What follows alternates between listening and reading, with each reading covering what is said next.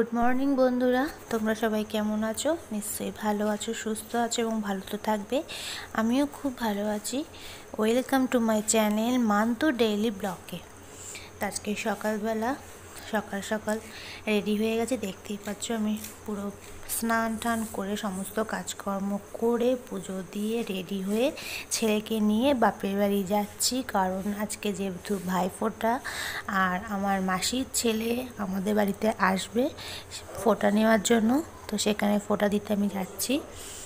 আর ওখানে আমার দিদিও আছে, আর আমার মাসির মেয়েও আসবে, মাসি আসবে, মাসির মেয়ের 2 মেয়ে আসবে, সবাই একসাথে ফোঁটা দেবো বলে। তো এখানে আমার দিদির ছেলে বসে পড়েছে ফোঁটা নেওয়ার জন্য, আমার মায়ের কাছ থেকে ফোঁটা নেবে। সাথে আমার ছেলেও বসেছে, কিন্তু আমার ছেলেকে এখন ফোঁটা দিতে পারবে না, কারণ আমার ছেলের এখন সবে 3.5 বছর বয়স, যার জন্য ওকে তো ফোঁটা দিতে পারবে না 5 বছরের আগে, তাই ওকে ফোঁটা দেবে না। কিন্তু বাচ্চা মানুষ বায়না করছে, যার জন্য ওকে আমার দিদির ছেলের পাশে বসিয়ে রেখেছে মিষ্টি প্লেট দিয়ে, যে তুইও বস, তোকেও ফোঁটা দেবো। কিন্তু ফোঁটার তো নিয়মকানুন করতে পারবে না। যাই হোক, মা ওর মাথায় এমনি একটু ধান দুব্বো দিয়ে দিয়েছে, বাচ্চা মানুষ দিয়ে। এদিকে দিদির ছেলেকে ফোঁটা দেওয়ার জন্য মা সমস্ত কিছু প্রস্তুত করে নিয়েছে, করে ওকে ফোঁটা দেবে। আর এদিকে দিদির ছেলের ফোঁটা দেওয়া হয়ে গেলে তারপরে দাদা আসবে, দাদা আসলে আমরা 3 বোন মিলে একসাথে ওকে ফোঁটা দেবো। অন্যান্য বছর মাসির বাড়িতে আমরা যাই, কিন্তু এবছর আর গেলাম না, দাদাই আসছে এখানে, যার জন্য। তা মা বাবুকে ফোঁটা দেওয়া শুরু করে দিয়েছে।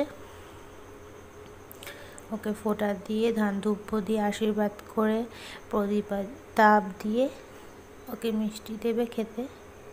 যেহেতু 5 রকমের 5টা মিষ্টি জল থাকে, ওগুলো তো দিতেই হয়, যার জন্য ওকে দিয়েছে। এদিকে আমার ছেলেকেও দেবে, কিন্তু আমার ছেলে না খেয়ে এখান থেকে উঠে পালিয়ে যাবে, কারণ ও মিষ্টিটা একদমই পছন্দ করে না, যার জন্য তাই ওকে আর দেবে না।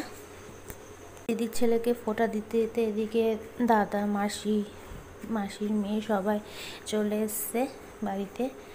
তা ওদিকে দাদার প্লেটও গোছানো হচ্ছে, গুছিয়ে ওকেও ফোঁটা দিতে বসা হবে।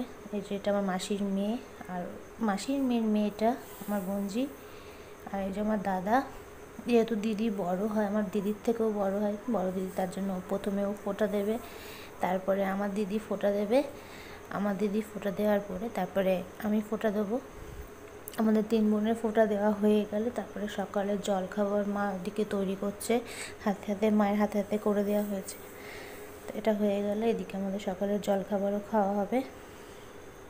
তো ভাইফোঁটার যে রিচুয়াল আছে, প্রথমে 3 বার ফোঁটা দিতে হয়, তারপরে ধান ধূপ দিয়ে আশীর্বাদ, তারপরে প্রদীপের তাপ দেওয়া, একটুখানি মিষ্টি খাইয়ে দেওয়া, সমস্ত কিছু যে নিয়মগুলো থাকে সেই নিয়মগুলো পালন করে দেওয়া। আমি একটু খাইয়ে দিয়েছি, দিয়ে ভালো করে ওকে প্রণাম করে নেবো, যাতে ভাইফোঁটার যে গিফটটা পাওয়া হয় যাতে সেই গিফটটা পাওয়া যায়, তার জন্য। ওটা তো প্রাপ্য, ওটা তো নিতেই হবে, তাই না? ওই প্রাপ্যটা তো ছাড়া যাবেই না কোনো রকমভাবে। তোকে ফোঁটা দিয়ে বলছি এবার তুই মিষ্টি খা। তাই এদিকে ওর ফোঁটা দেওয়া কমপ্লিট। আমাদের সকালে জলখাবার লুচি, ছোলার ডাল, সুজি, মিষ্টি সব কিছু রয়েছে। এগুলো সমস্ত কিছু খাওয়া হয়ে গেলে তারপর আমরা এদিকে দুপুরের খাওয়ার সমস্ত কিছু গোছাবো। ঘরে সব কিছু রান্না করা হচ্ছে, খালি চিকেনটা বাইরে রান্না করা হচ্ছে, কারণ এখানে অনেকটাই চিকেন আছে, তার জন্য এখানে চিকেনটা রান্না করা হচ্ছে। চিকেনটা রান্না করছে আমার মা। চিকেনটা সত্যি আমার মা খুব সুন্দর, অসাধারণ রান্না করে, যে খায় সেই বলে খুব সুন্দর।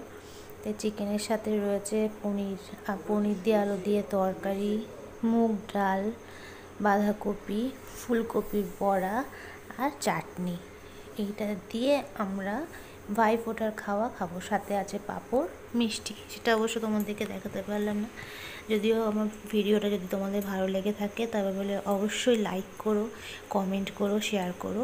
আর যারা এখনও সাবস্ক্রাইব করো তারা প্লিজ আমার চ্যানেলটাকে সাবস্ক্রাইব করে দিও।